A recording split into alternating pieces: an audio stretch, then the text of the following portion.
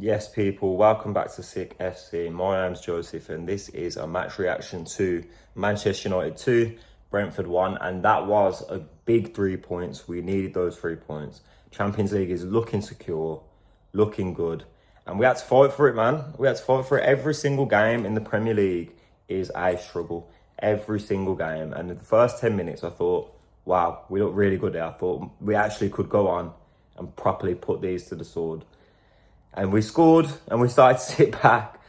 And from there on in, it was an absolute battle. I mean, I don't know how we got through that first half without conceding a goal. Honestly, I do not know. Sen Lemens, God bless. Sen Lemens, Sen Lemens, whatever your name is, Lemons, I don't care. God bless, because you had our back today. And some of those saves, especially in the first half, proper pulled us through and got us a result today. Big result. The game started in a really positive manner for United, though, with Kobe Mainoo going on an absolutely fantastic run, dribbling past 3 or 4 players, laying it on an absolute plate to Ahmad, who has his shot blocked on the line. It's a good block, but he has to score. And then you've got the goal, you've got the save from Kelleher from Maguire, which would have been Bruno's 20th assist, because he already got 19 in this game.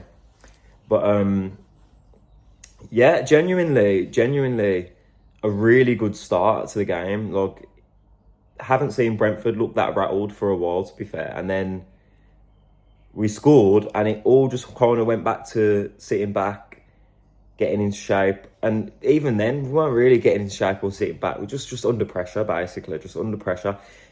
3 or 4 times equals Thiago. I bigged up in the preview. Absolute stinker yesterday. Absolute stinker. I mean, if every striker that I big up is going to play like that, I might just rant and rave about every striker that we play against, because what the fuck was that? But honestly, he's going through. He's like fucking falling over the ball and all sorts. Geezer scored 20 goals in the Premier League season. I'm fine with it if he's going to be like that for United, but we got away with some. We got away with some in the first half there. But so yeah, the first goal was another well-worked set piece from United. Lovely crossing into the box from Bruno, whose delivery this season from set piece has been absolutely outstanding. Absolutely outstanding. He'd be nowhere near that assist record without him. But it is a skill to be able to put the ball in so many good areas, on so many players' heads, so many times. So he puts the ball right on Maguire's head. Maguire heads it to the back post. Casemiro, who is absolutely unbelievable in the air. I think that's his 9th or 8th headed goal of the season. I think it's 8 headed goals this season, which would be one off the record for most headed goals in a season. That is insane. This is a defensive midfielder, by the way, who is scoring 9-10 goals in the Premier League at the age of 34. Like, that is an achievement. So, shout out to Casemiro. Great header, great leap, gets over, heads it in, beats Kelleher, who made a good save from us about 5 minutes before. 1-0 to United, happy days, and you're thinking, right then, let's put these to the sword. We've been playing really well. Let's keep this going. Let's put a bit of pressure on. Let's get second. And it did not happen like that at all. It did not happen like that. Brentford proceeded to get on the ball, started to play really nice, quick, intricate football. Started to get the ball into their forward players, into Thiago. And I thought down the left-hand side, Diogo Dalot struggled a little bit, to be honest. I think he was too narrow, and a lot of the time the ball was going wide and he was taking him too long to shuffle over.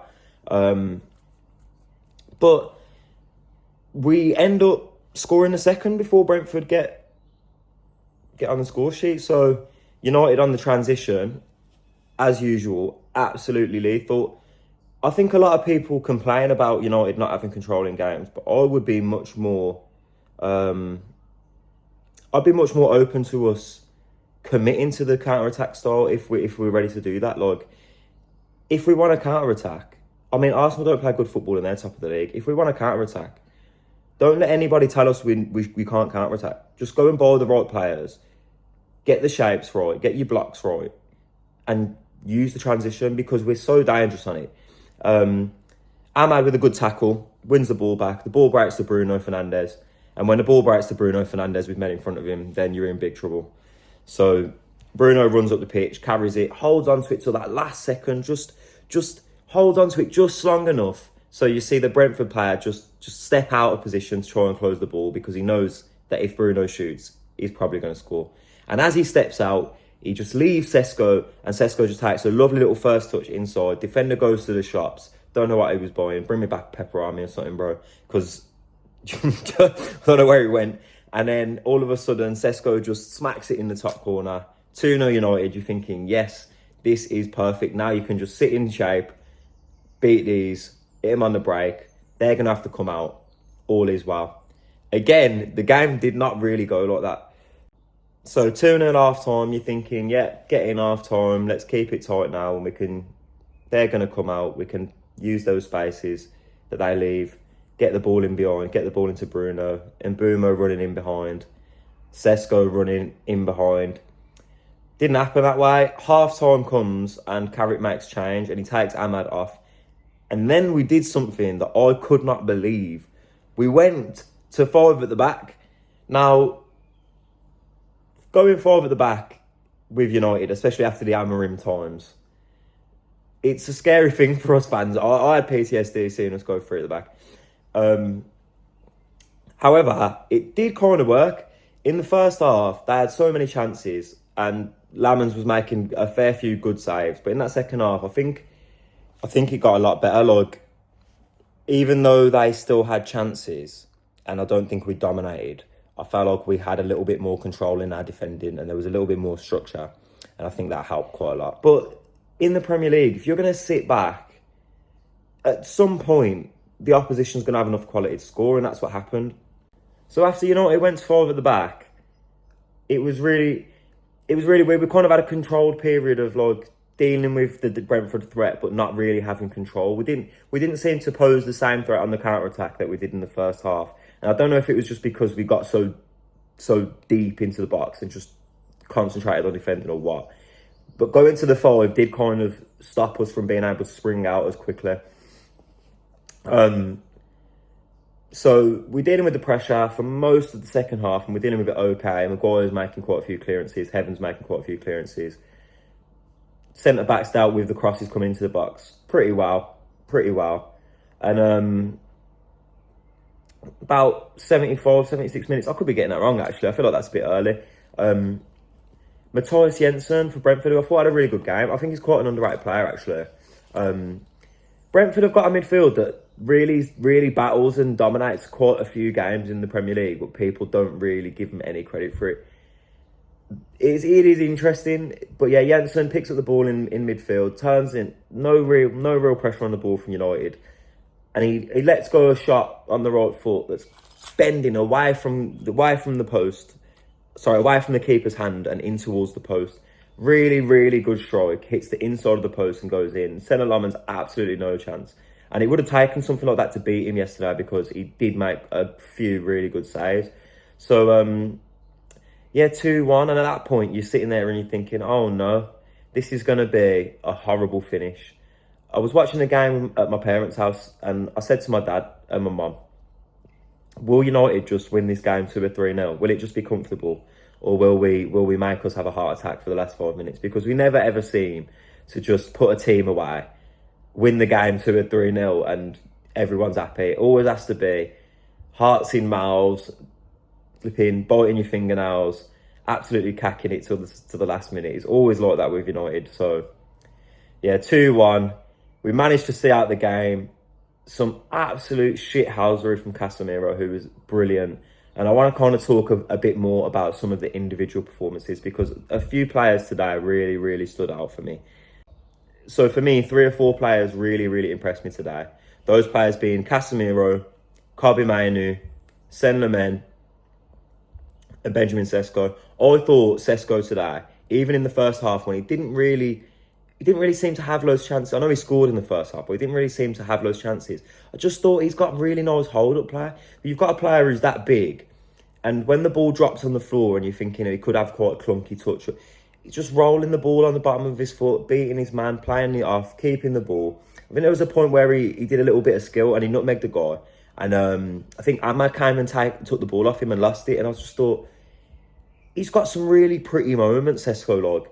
Even the feet before the goal that he scored, just taking it, having that composure to receive the ball from Bruno when you've got 2 men in the box coming close to you and just being able to cut inside and lift it past the keeper, that is top class.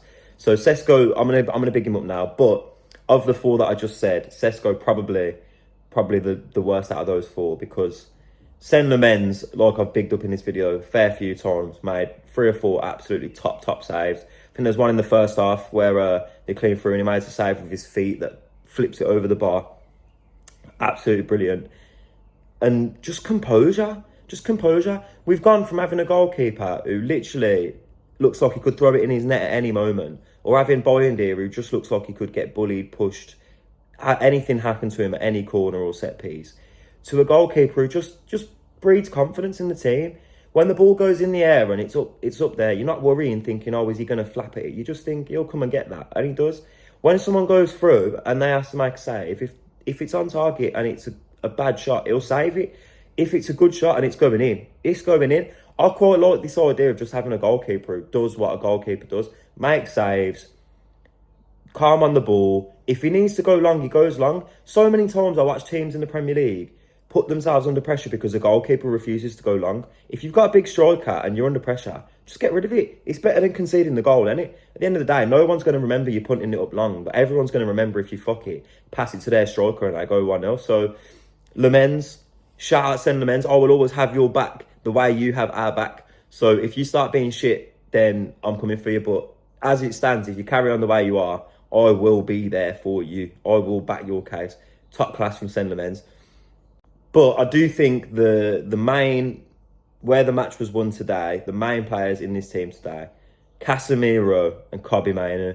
The Casemiro midfield is alive and kicking, and we're only going to see it for 4 more games, and I am gutted. 1 more year, Casemiro, absolutely fucking class. Honestly, rolling back the years, man, this guy is everywhere. This guy's a 34-year-old midfielder in the Premier League. Heavy transition, pace and power Premier League. The pace and Premier League, as I like to call it. And we're literally watching him win everything. He wins every header.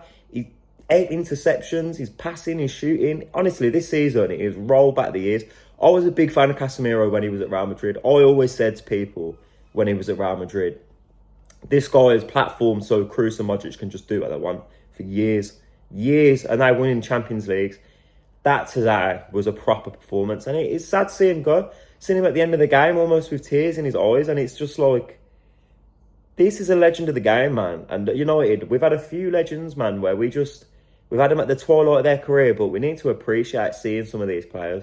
Seeing players like Cavani and Ibrahimovic, and now Casemiro in his final years, Varane as well. Some of these players have really come to United and actually put in a proper shift.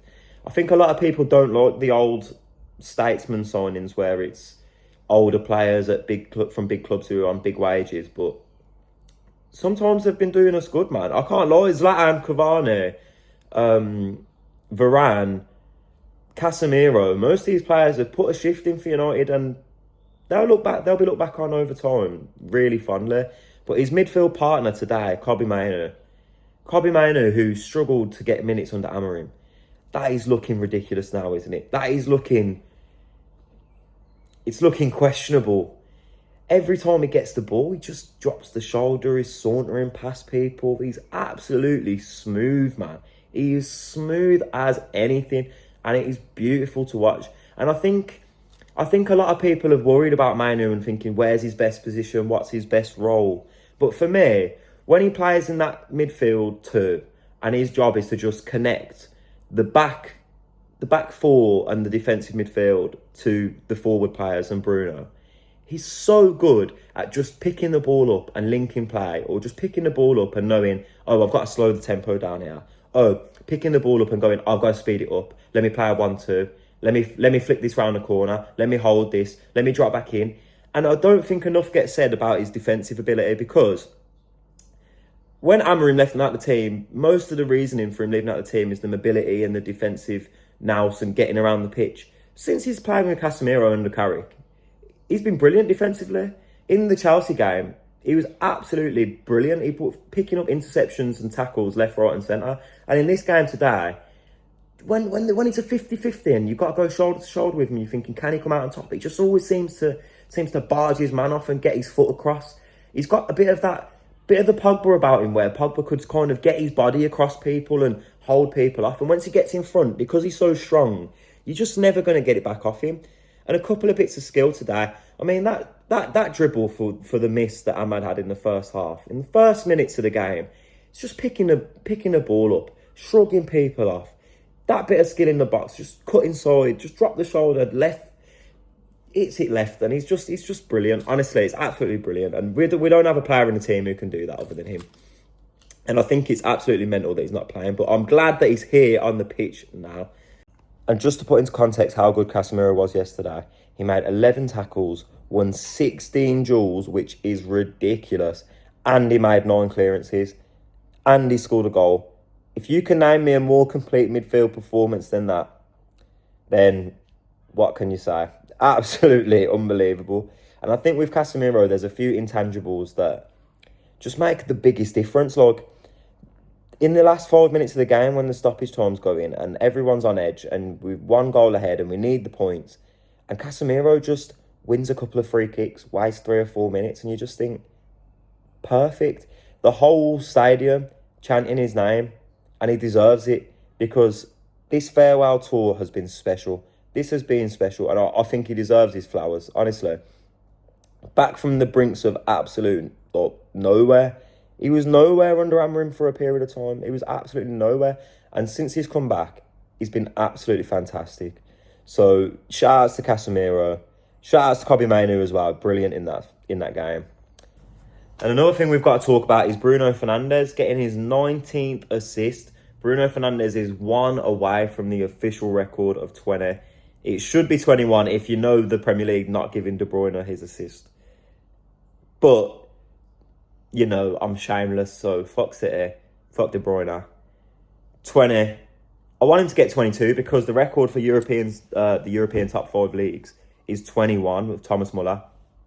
So if he can get 3 more assists, this guy will hold the record for the most assists in a season in the top 5 leagues.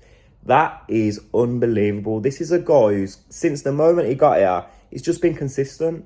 It's just been consistent. And a lot of people like to complain about him and talk about the arms throwing up in the air and the losing ball.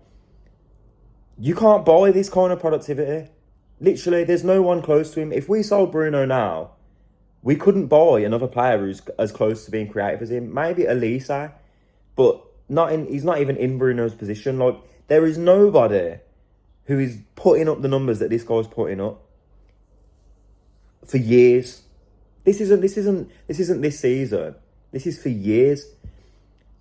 Honestly, the only man who can chat to Bruno in this league is like Cherky and Haaland. I don't really want to hear anybody else. Don't talk to me about any Arsenal players. Don't talk to me about any Chelsea players. They're the only 2 men who I actually think can chat to Bruno Fernandes. And to be honest, I'm taking Bruno over both of them as well. Haaland's a joke, but he struggles without service. And Cherky's a joke, to be fair. I can't really hate on Cherky. But honestly, Bruno Fernandes, the captain, what a guy. And he should have had another assist, by the way. Because if Kelleher didn't make that save from Maguire, he gets the other assist for that header as well. But he's just a chance-creating phenom. This guy just never stops. And when you see him running, and he's got 2 men in front of him, you just know he's going to make the right decision. You know he's going to send it with the right weight for the ball to go in. That goal that Sesko scored, Mbeumo was there the whole time, and you're thinking, just play him. And by the time he plays the pass, because he's waited that extra second, he's just created so much space for Sesko on the other side. When Sesko actually receives the ball, he's got a lot of time to see the defender come in, beat him, and just put it in the net. Like, he's got so much time, and it just comes from Bruno having that patience. Him playing in midfield last season under Amorim, I think it's really benefited him because he's learned to kind of dictate tempo a bit better. When he was in midfield last season, in certain games, he was the guy who we would go to, and he would always be the progressor of the ball, especially when Martinez doesn't play. And because he's learned to, okay, in this moment, the ball needs to be kept. In this moment, I need to keep the ball around the back 4. Let me keep it with Kobbie. Let me play some balls around the corner. Let me play some 1-2s. And then it'll go bang, and the ball's in the box. Those tiny things are just knowing when to go, when to send it, when not to go, when to have patience, when to keep the ball, when to get rid of the ball quickly. These things are making a massive difference to just the whole team. I ran out of storage then, but yeah. But when you give Bruno or when you give Cobby the ball, these kind of players who you just know, your teammates know they can trust them, they just give your team composure. And I do think that is one thing under Carrick that has just been night and day from Amorim. Yes, even if in difficult moments we have composure, we might be rash in games, but overall I feel like the team is composed. Like, I feel like they kind of have an idea of what they want to do and where they want things to go. And it emanates from the manager through the team. When Carrick talks, I get the sense that he's got an idea of what he wants to do, and he's not going to be overawed by poor results. He's not going to be over buzzing by good results. He's going to do what he needs to do, and just that composure is massive at a club like United. And he's got the players on side. So yeah, performance not really the best today, but this knack that Carrick's got of getting the team over the line, recognising in a game what we need and getting the team over the line, it will serve him in good stead if he does get the job. We'll find out if he does get the job. Champions League's basically secure. So I think soon enough, we will know what the crack is. We'll know whether it's going to be another manager or whether it's going to be Carrick. But fair play to him. Keeps on winning games, 9 wins in 13. The mighty Manchester Reds are carrying on onto the Champions League. This has been a match review. Thank you for watching. Thank you for your time. Get in the comments, any debate, anything you've got to say to me. I want to hear it. I want to see what people are saying about the game. I want to see what people have got to say about the performances, because I know the performances haven't been the best at the moment. Do people want Carrick? Do people not want Carrick? What's everyone's thoughts? This has been Sick FC, aka Sick Boy Joseph, aka whatever the hell you want to call me. God bless. Have a nice day. See you later. Black boys made the wave. These boys don't make a splash. Greedy with a ball. I ain't passing that. Bitch, I'm